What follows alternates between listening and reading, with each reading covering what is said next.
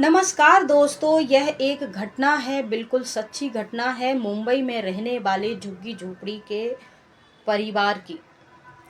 यहाँ एक लड़की 7 साल की 22 जनवरी 2013 में अपने बड़े भाई के साथ स्कूल जा रही थी।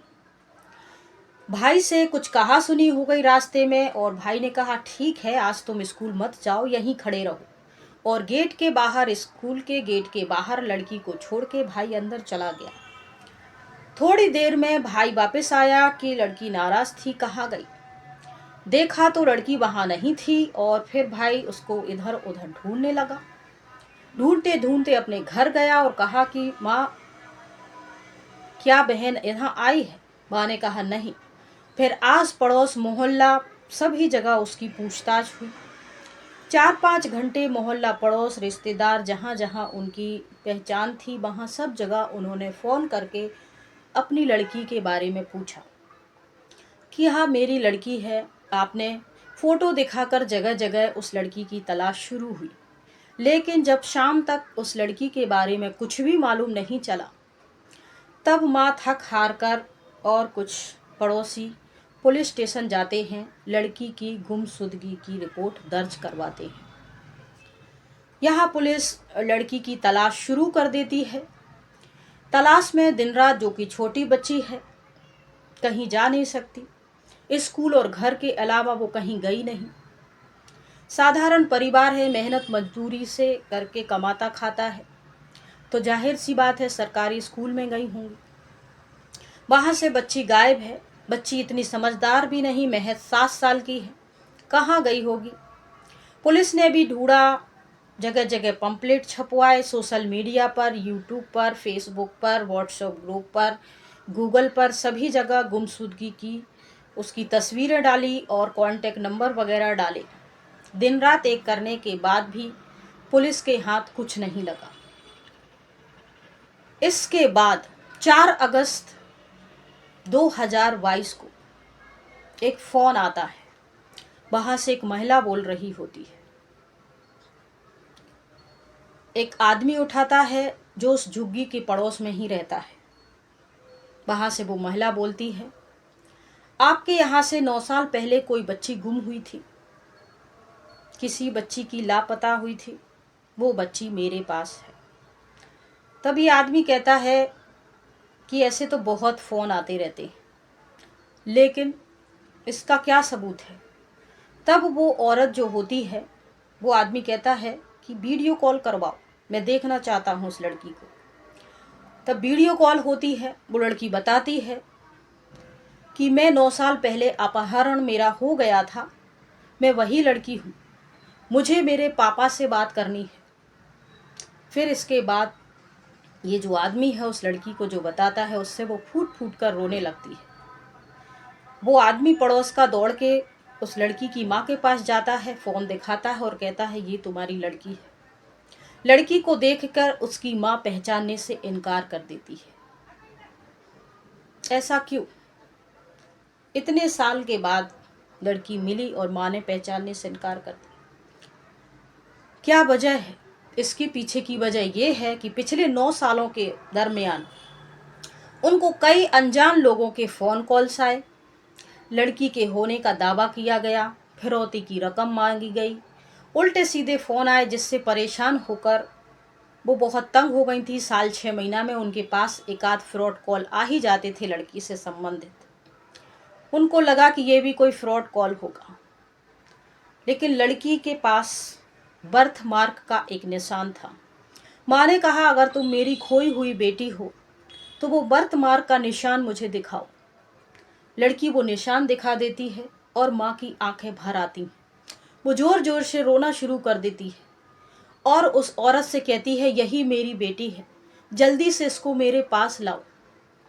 वो लड़की को मौका देखकर ये औरत, जो प्रमीला देवेंद्र नाम की औरत है, जो अपहरणकर्ता के घर में झाड़ू पोछे का, बर्तन साफ सफाई, खाने का काम करती थी, इस लड़की को मौका देख के वहाँ से ले आती है।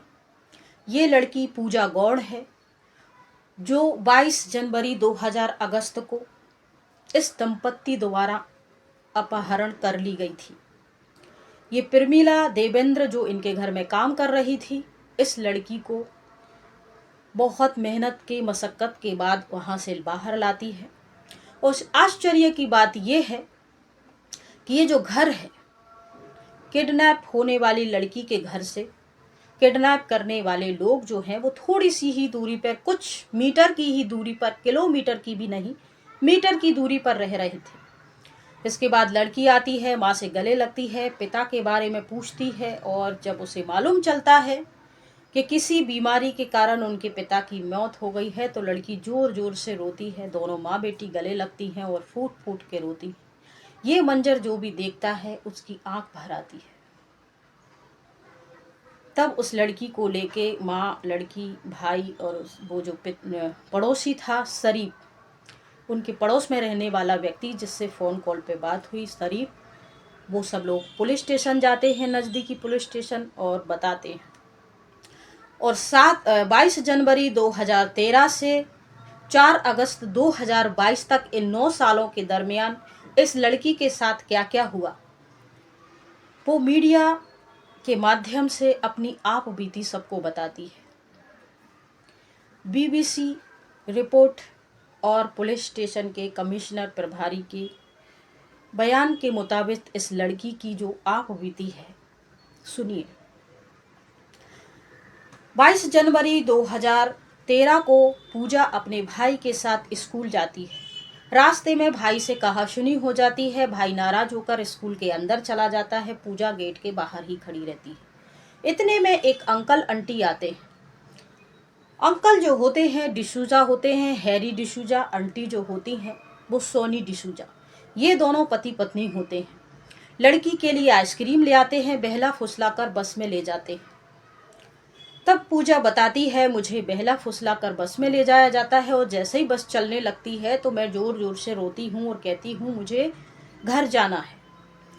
तब वो कुछ दूरी पर उतर के मुझे एक पहाड़ी के ऊपर लेके जाते हैं। वहां खड़ा करके मुझसे कहते हैं, अगर तुम रोई चिल्लाई तो हम इस पहाड़ी से तुम्हें धक्का दे देंगे। इतनी ऊंचाई देखकर मैं डर जाती हूँ। छोटी सी बच्ची थी, कोई समझ तो थी नहीं, रास्तों का कोई ज्ञान नहीं था, क्योंकि इससे पहले वो स्कूल और घर के अलावा कहीं आई गई नहीं थी। बच्ची डर के मारे चुप हो जाती है। इसके बाद हैरी डिसूजा और सोनी डिसूजा उसको लेकर गोवा चले जाते हैं। 2-3 दिन गोवा में रहते हैं।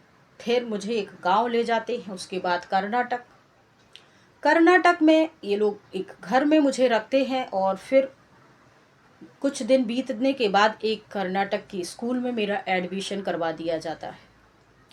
1-2 साल मैं पढ़ती हूँ, पहली और दूसरी में।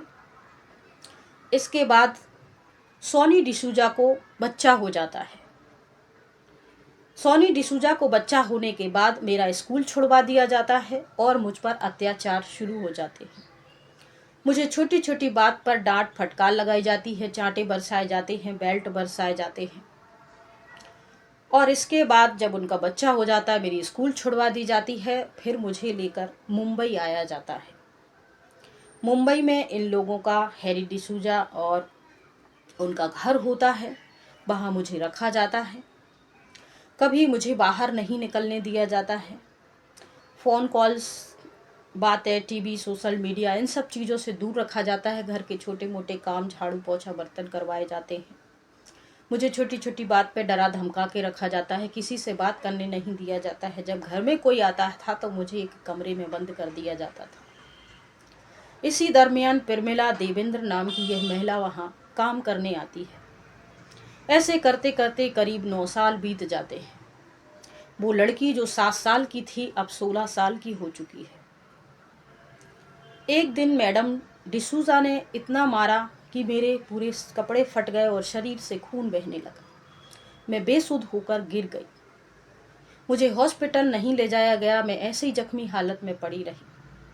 फिर डिसूजा मैडम ने मेरे ऊपर चूना लगा दिया। इसके बाद किसी दिन मेरे हाथ में डिसूजा सर का फ़ोन लग गया। मैंने उस पर देखा, यूट्यूब में अपना नाम डाला। यूट्यूब में गुमशुदगी का मेरा नाम डला हुआ था, कुछ कांटेक्ट नंबर थे। इतने में कोई आ जाता है और मैं कुछ बातचीत कर पाती, नंबर लगा पाती, वो फ़ोन में रख देती हूँ। इसके बाद पिरमिला देवेंद्र से बात होती है। पिरमिला पूछती है, तुम हमेशा उदास रहती हो? मैडम एक दिन किसी काम से बाहर गई थी और मैं पिरमिला के सामने आ जाती। तब पिरमिला कहती है कि मैंने तुम्हें घर में अंदर देखा रिजर्व, तुम रोती रहती हो, उदास रहती हो, क्या वजह है? इसके बाद मैंने अपनी आप बीती पिरमिला आंटी को सुनाई। पिरमिला का दिल भर आया और उसने अपने मोबाइल से गूगल पे सर्च किया, इनके बारे में जानकारी जुटाई।